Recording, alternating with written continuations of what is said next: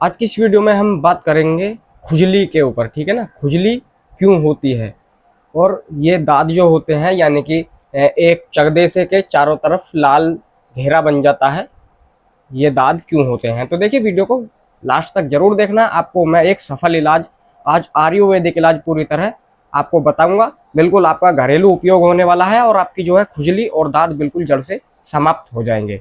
तो देखिए सबसे पहले हम बात करते हैं दाद, खाज या खुजली जो होते हैं ज़्यादातर गर्मियों के समय में ही होते हैं, क्योंकि हमारे शरीर में पसीना आ जाने के कारण ये रोग ज़्यादातर उत्पन्न होते हैं। इनके कुछ और कारण भी हो सकते हैं, जैसे कि दूषित वायु, प्रदूषण का प्रकोप, या फिर यदि आप किसी खुजली वाले व्यक्ति के संपर्क में आ जाते हैं या उसका टॉवल वगैरह या उसके कपड़े वगैरह आप यूज कर लेते हैं तो आपको खुजली होने के चांसेस 99% रहते हैं, क्योंकि ये खुजली जो है ज़्यादातर इसी तरीके से एक दूसरे पे डेवलप होती चली आ रही है। मान के चलिए यदि मेरे खुजली हो गई है और यदि जो कोई भी मेरे टॉवल वगैरह को यूज करेगा उसके भी खुजली हो जाएगी।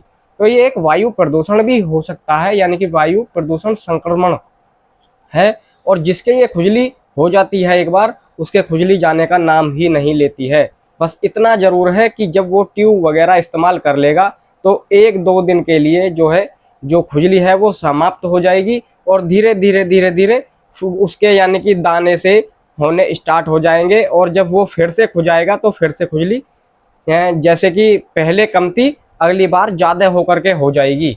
तो इसका मेन रीज़न क्या है? देखिए रीज़न ये है कि जो खुजली जो है एक गीली खुजली होती है, यानी कि जिस खुजली में से आप खुजाने के बाद पीप निकलता हो वो खुजली ज़्यादातर फैलती है।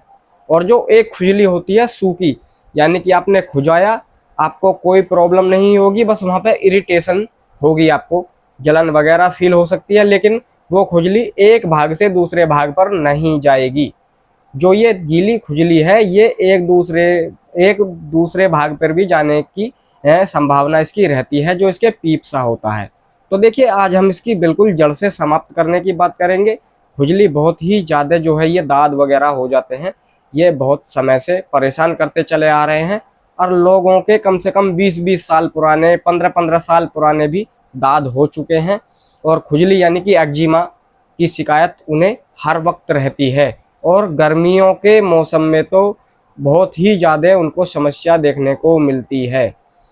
खुजाने यानी कि उनको कोई मतलब नहीं है कि क्या है, बस उन्हें खुजाना ही है, क्योंकि उन्हें बड़ी आनंद की अनुभूति होती है जब वे खुजाते हैं। वैसे देखिए खुजली की अनेक पेटेंट दवाइयाँ एलोपैथी में संभव हैं, लेकिन कोई भी ऐसी दवाई नहीं है जो कि खुजली को जड़ से समाप्त कर दे या जड़ से ख़त्म कर दे या खुजली फिर ना आए। तो एक आयुर्वेदिक तरीका, पूरी तरह देसी, और आपको मैं घरेलू उपाय बताऊंगा जिससे कि आप अपनी खुजली को घर बैठे ठीक कर सकते हैं। अब आपके मन में एक विचार अवश्य आ रहा होगा कि मैंने इतनी महंगी महंगी दवाइयाँ खा लीं, इतने महंगे महंगे मैंने इंजेक्शन लगवा लिए, इतने महंगे महंगे मैंने कोर्स कर लिए, लेकिन मेरी खुजली समाप्त नहीं हुई। लेकिन भाई बता रहे हैं कि आप घरेलू उपयोग से ही खुजली ठीक हो जाएगी। तो मेरा भाई वीडियो पे ज़रूर गौर करना। और देखिए एक बात मैं आपको पहले बता दूं कि देखिए यदि लग जाए तो लगे ना तो लाख की और लग जाए तो खाक की, ठीक है ना। मैंने वैसे तो कम से कम 2.5-3 साल 5-5 साल पुरानी खुजली भी जड़ से समाप्त कर दी, जिनका खुजली का कोई नाम ही नहीं है। मतलब कई साल उन्हें हो गई हैं नुई, उनके कोई खुजली उत्पन्न ही नहीं हुई है। जो मैंने ये उपाय उनको बताए और उन्होंने अपने आप किए, मैंने उनको नहीं कराए, केवल मैंने उनको बताए, ठीक है। तो आप भी अपनी खुजली ठीक कर सकते हैं। और देखिए दाद जो होते हैं ये दाद क्या होता है, यानी कि एक मान के चलिए एक घेरा सा बना आपके बाजू पर, उसके चारों तरफ लालिमा आ गई और आपने जो उसको खुजाया, खुजाने के बाद में आपका हाथ कहीं और आपने शरीर पे टच हुआ, फिर वहाँ पर भी दाद हो गया, ठीक है ना। तो ये दाद बहुत ही ज़्यादा मात्रा में चल रहे हैं और जिसके हो जाते हैं ये जाने का नाम नहीं लेते हैं। केवल इतना है कि आप ट्यूब वगैरह लगाते हो, जैसे कि ट्यूब है, टर्बनी फोर्ड है और सेरिडर्म है, बहुत सारी ट्यूब वगैरह हैं, आप यूज करते रहते हो, आपकी खुजली समाप्त रहती है। लेकिन जैसे आप यूज करना छोड़ देते हो, आपकी खुजली फिर से आ जाती है। जालिम लोशन है, ये कोई परमानेंटली इलाज नहीं है, कुछ समय के लिए ये आपको जो है दे सकते हैं राहत, लेकिन आपको चाहिए कि आपका परमानेंट खुजली जो है जड़ से समाप्त हो जाए और खुजली फिर कभी ना आए। देखिए, ये तो कहना गलत है कि कभी ना आए, लेकिन आने वाले समय में आपको फिर भी यानी कि हो सकती है 2-4 साल के बाद, लेकिन ऐसा नहीं है, अब के ख़त्म हो जाएगी। और देखिए, खुजली वाले व्यक्ति जो होते हैं वो बहुत ही परेशान होते हैं और आप जो है उनको कोई समाधान नहीं दिखता है। मैंने बहुत सारों से देखा भी है, सुना भी है कि भाई खुजली जाने का नाम नहीं लेती है और खुजली मेरी जो है दिन पे दिन बढ़ती ही जा रही है। मैंने तो ऐसे लोग भी देखे हैं जिन्होंने 60-60 इंजेक्शनों का कोर्स भी किया है। जब तक उन्होंने इंजेक्शन लगवाए, इंजेक्शन लगवाने के बाद भी यानी कि जब इंजेक्शन का कोर्स चल रहा है तभी भी मैंने ऐसा देखा है कि खुजली यानी कि ख़त्म नहीं हो रही बल्कि बढ़ती जा रही है। यानी कि वो ऐसे आ रही है जैसे उबल-उबल के आती है ना बाहर को, इस तरीके से वो मतलब आ रही है और खुजली नहीं गई यानी कि 60 इंजेक्शन लगने के बाद भी। और मैंने ये प्रयोग किया करवाया तो 10 साल पुरानी खुजली भी जड़ से समाप्त हो गई। तो खुजली देखिए आखिर इसका एक घरेलू उपयोग क्या होने वाला है। घरेलू उपयोग ये है इसका कि आप मान के चलिए एक शुद्ध सरसों का तेल यानी कि शुद्ध सरसों का तेल यानी कि घर का पिला हुआ तेल जो स्पेलर से होता है, आप उसे लीजिए 100 ग्राम की मात्रा में, ठीक है ना।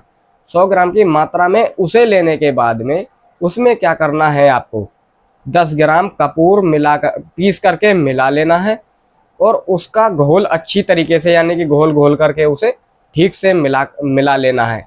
और आपके शरीर पे जिस भी भाग पे खुजली हो, जहाँ कहीं भी हो, आप वहाँ पर इसकी मालिश कर सकते हैं। कम से कम 10 से 15 मिनट इसकी मालिश कीजिए।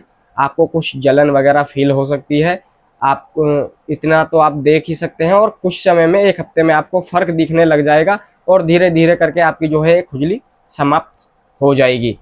एक बात और बता दूं मेरे भाई, यदि आप सुबह को 4 से 5 पत्ती नीम की खानी स्टार्ट कर देते हैं तो क्या होगा, जो आपका जो खून में गंदगी जमा हो चुकी है उस आपके खून की गंदगी धीरे धीरे समाप्त हो जाएगी और आपकी जो है खुजली में भी लाभ होगा। क्योंकि देखिए होता क्या है, जब हमारे रक्त में बैक्टीरिया पनपते हैं, जो हमारा रक्त जो है ये ही दूषित हो जाता है यानी कि इसमें बैक्टीरिया आ जाते हैं, तब ही हमें देखने को ये नए नए रोग मिलते हैं, ज़्यादातर खुजली। तो आप नीम के पत्ती ना खा सकें तो आप एक सापी ले लीजिए, सापी पी लीजिए, आप एक से 2 सापी पी लीजिए। 60 से 70 रुपये में आपको मिल जाएगी स्टोर पर। आपको जो है बढ़िया फ़ायदे मिलेंगे और बिल्कुल असरदार नुस्खा है ये। और देखिए दूसरा एक तरीका और भी है, यदि आप इसे ना कर पाएँ तो आप पंसारी के पास में जाना और कमल के पेड़ की जड़, ठीक है ना, जो कमल का पुष्प यानी कि फूल खिलते हैं, आपको वैसे तो नहीं मिलेगी लेकिन पंसारी के पास आपको कमल की जड़ मिल जाएगी, ठीक है ना। आपको कमल की जड़ को ले आना है और देखिए क्या करना है उस चीज़ का तो मैं आपको बता दूं एक बार। तो आपको सबसे पहले क्या करना है, देखिए उसमें आपको देखने को मिलेगा यानी कि कमल की पेड़ की जो जड़ है उसको घिस करके यानी कि पानी में मिला लेना है उसको, ठीक है। पानी में मिलाने के बाद में उसको जो है उसका भी लेप सा करना है, यानी कि पानी में इतना नहीं मिलाना है कि पानी पानी हो जाए, नहीं।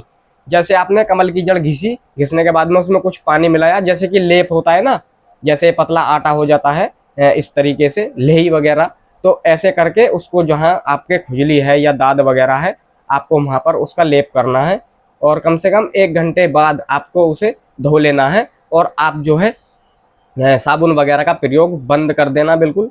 आपको साबुन नहीं लेनी है जब तक आपकी खुजली ठीक ना हो जाए। जब आपकी खुजली ठीक हो जाए आप साबुन प्रयोग कीजिए, आप कुछ भी प्रयोग कीजिए, लेकिन जितने खुजली ठीक नहीं होती आपकी, आप साबुन को बिल्कुल मना कर दीजिए। आप तले भुने पे मैदा से बनी जुड़ी चीज़ें आपको कम यूज में करनी है, क्योंकि ये जो है ऑयली चीज़ें भी आपको नुकसान करेंगी, ठीक है ना। और यदि आपकी खुजली ठीक हो जाती है तो मेरे भाई वीडियो पे कमेंट जरूर करना मुझे, और अगली वीडियो मुझे बताना कि मैं किस टॉपिक पे आपको वीडियो बनाऊं।